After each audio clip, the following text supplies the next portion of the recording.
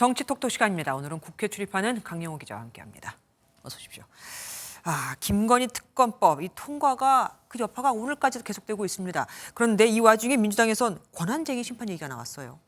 네, 어제 쌍특검 통과 직후에 대통령실에서 곧장 거부권 행사 의사를 밝혔잖아요. 그렇죠. 그런데 특검 대상이 대통령의 부인 김건희 여사라는 점에서 거부권 행사의 대상이 될 수가 없다는 겁니다. 정치권에서 권한쟁의 심판 얘기가 나오는 게 사실 한두 번 얘기는 아닙니다. 네, 여야 간 첨예한 대립이 있을 때마다 권한쟁의 심판은 단골 메뉴로 등장을 했었는데요. 지난해 4월 국민의힘은 검수완박 법안 심의 과정에서 자신들의 심의 표결권이 침해됐다며 국회를 상대로 권한쟁의 심판을 청구했습니다. 이에 대해 헌재는 지난 3월 법안이 무효가 아니라는 결론을 냈었고요. 네. 하지만 여야를 막론하고 계속되는 권한쟁의 심판을 두고 비판의 시선도 적지 않습니다. 이 정치가 대화와 타협이라는 본령은 다하지 못한 채 사법부 판단에만 의존한다는 겁니다. 그렇죠. 또한 사법부 판단이 있을 때까지 특정 이슈를 끌고 가기 위해 권한쟁의 심판 등을 이용한다는 지적도 제기됩니다. 이슈의 생명력을 길게 만들 수도 있다는 의미가 있기 때문에 정치의 사법화라는 의미도 물론 부여할 수 있겠지만 사법의 정치 도구화라는 의미도 사법의 정치 도구와 참 와닿습니다. 다음 거 보겠습니다. 북한은 김병훈 위원장이 갑자기 왜 나옵니까? 네, 국가정보원이 어제 내년 초 북한이 대남 도발을 감행할 수 있다고 밝혔는데요. 맞아요. 내년 4월 총선과 12월 미국 대선 등 주요 정치 일정이 예정된 만큼 어느 때보다 도발 가능성이 높다는 겁니다. 그런데 이를 두고 국민의힘에서 민주당을 향한 경고의 메시지가 나왔습니다. 북한이 노골적으로 총선 개입 의지를 표명한 만큼 민주당도 더 이상 경솔한 말과 행동으로 북한에 잘못된 신호를 보내는 일이 없어야 하겠습니다. 방금 좀 경솔한 말과 행동이라고 했잖아요. 뭘 말하는 거죠?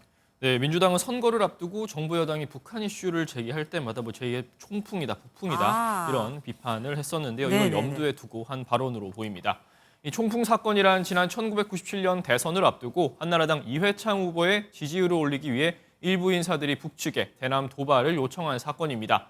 이번 국정원의 발표를 두고도 비슷한 반응이 나왔습니다. 내년 총선을 앞두고 안보 이슈를 부각시키기 위한 차원으로 정부 여당이 공포 분위기를 유발하고 있다는 겁니다. 총선 전, 국지전이라도 일어나는 겁니까? 북한이 도발해 주기를 바라고 있습니까? 총선용 제2의 총풍 사건이 그립습니까? 총선이 다가오고 있는 건 맞는가 봅니다. 다음 이슈 보겠습니다. 윤석열 대통령이 박근혜 전 대통령을 또 만났습니다. 네, 올해 들어서 세 번째 만남인데요. 그러게요. 서울 한남동 관저에 도착하는 박근혜 전 대통령을 윤 대통령이 직접 맞이했습니다. 아유, 이 장시간 차를 타셨네. 괜찮으세요? 예, 잘 왔습니다.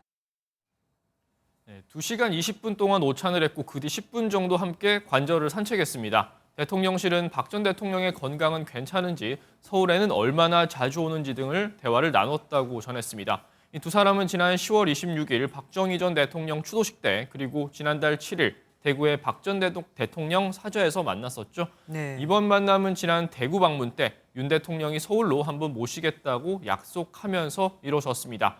다만 오늘 대통령실이 제공한 사진과 영상에는 김건희 여사의 모습은 보이지 않았습니다. 아무래도 특검법 같은 걸 고려한 거겠죠. 지금까지 정치부 강영호 기자와 함께했습니다. 고맙습니다. 안녕하세요. 김주하입니다. 공정하고 신속한 MBN 뉴스 유튜브를 통해서도 만나보실 수 있습니다. 특히 더 많은 뉴스와 라이브를 보고 싶으시다면 오른쪽을 눌러서 구독하시면 됩니다. 어렵지 않죠? 빠르고 정확한 뉴스로 계속 찾아뵙겠습니다. MBN 뉴스를 시청해 주신 여러분 고맙습니다.